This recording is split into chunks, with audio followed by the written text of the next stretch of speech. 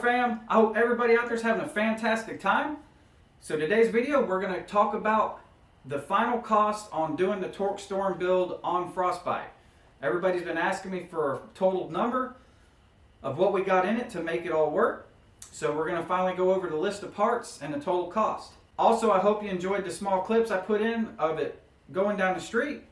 Obviously, we're still tuning on it, and we're still a good ways from getting it right. I will say, this supercharger is no slouch, guys. Don't let the money fool you. This thing makes some serious boost. So I got my laptop out here and a list of parts. We're going to go down the list and get to the final cost. Also, if you scroll down to the description of the video, you will see a link to every part that I put on the truck, so it'll take you right to the store where I got it and show you the price. So you can find everything in the description. So let's get started on it. So first thing out of the gate, even in the TorqStorm instructions, they say you have to replace your map sensor to a different map sensor, obviously for the boost. Jay wanted me to run a 3-bar map, and the part number is in the description. That map sensor was $37. Next thing on the list was injectors. I got those off Amazon. They were $50 a piece. We had a total of $400 in injectors. Next thing on the list, also purchased from Amazon, was the Intercooler Piping Kit. This was basically a generic universal piping kit that came with a bunch of different funky bends, shape of pipe. It came with 16 clamps. I believe it had 16 straight couplers and 2 90-degree couplers. It was a 3-inch intercooler kit, which means every pipe on both ends of the pipe was 3-inch diameter, and all the clamps and the couplers were made for 3-inch diameter. And what I was able to do with that kit was, like I said, some of them, there was some pipes that had U bends, that was like a U. There were some straights with a 90, some curved ones, and I was able to cut certain angles off of each pipe and make it work by putting it together with couplers. As you've seen in the video and some of the pictures I have put up, it worked out pretty good.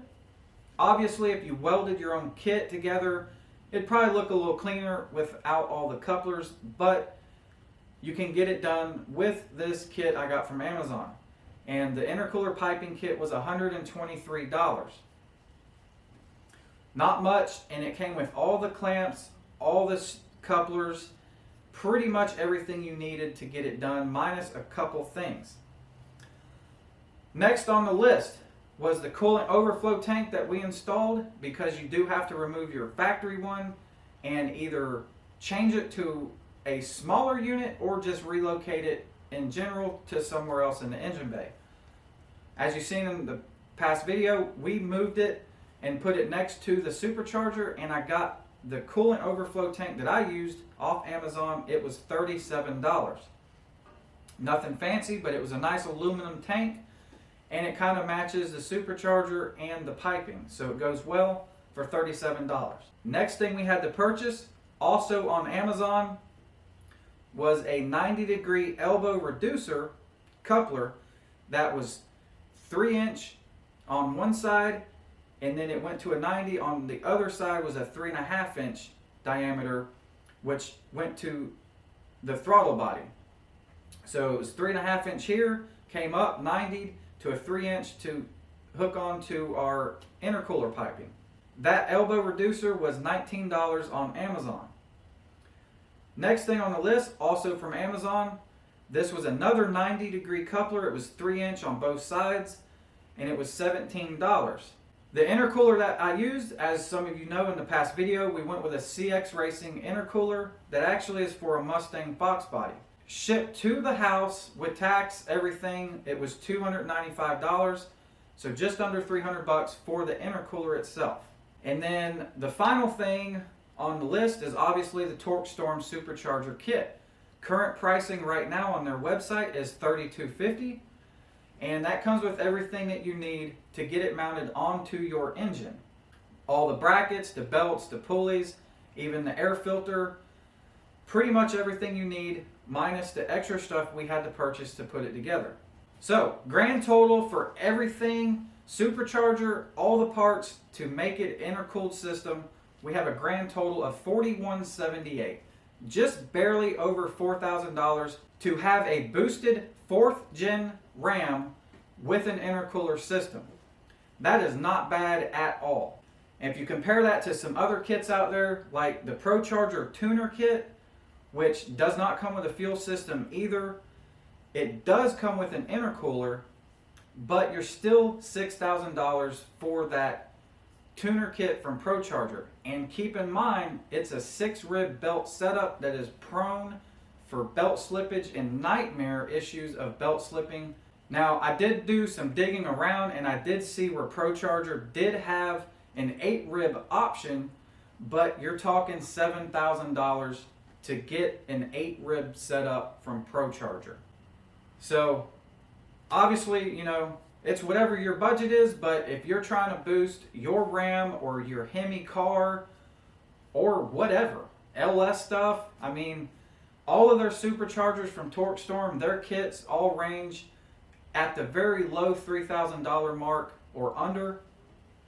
And obviously you guys just seen that I did an intercooler system with it, and we was able to get out the door just barely over $4,000.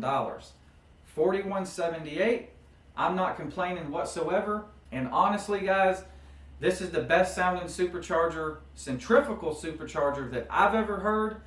And for a base model, you know, without any upgrades to having the supercharger polished or, you know, coated different colors, this thing looks amazing.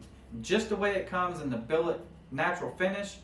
So you just can't complain, and you just can't beat it. It's that simple. Now, the other thing I am going to mention, I'm not going to bring up any tuning cost, because again, ProCharger don't offer that in their tuner kit. That is up to you to get it tuned. So I'm not even going to bring up tuning cost, as that's going to be all over the place depending on where you get it tuned. If you use a remote tuner, if you take it and get it dyno tuned, or whatever you do. that's going to be a price that you will have to figure out on yourself. But generally speaking, you can usually get a tune for around the $500 range, give or take. So that's it, guys. Like I said, in the description has all the parts and the links right to the store, so you can check it out yourself if you want to do the exact same thing I did. Or you can come up with your own intercooler system yourself. There is many different intercoolers out there, aftermarket, guys. Different shapes, different sizes.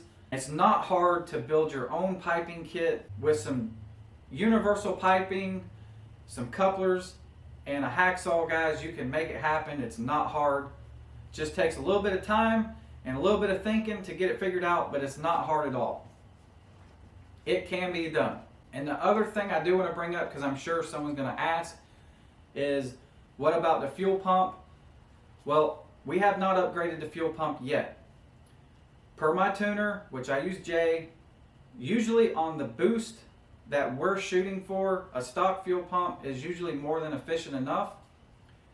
And it has been for the NITROUS system, guys. And you know, the NITROUS system asks a lot of fuel for it to work, and I haven't had any issues of not having enough fuel running the NITROUS system. We shouldn't have any issues with it running the boost pressure that we're shooting for.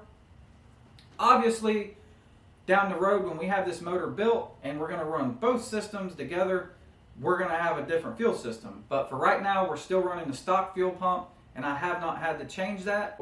That'll be something that you'll have to look into, but if you're going to run, 6-7 psi, you should be okay with the stock fuel pump. Obviously, you're going to do some data logging and watch your AFR gauge and work with your tuner. But fuel pumps are not very expensive. As we all know, you can get a pump for a few $100. So if you want to just go ahead and upgrade it, definitely go ahead and upgrade it. That is up to you, but it'd be an extra couple $100 or so to add to this list. So I hope that video helped you guys out. I think that's going to do it for today.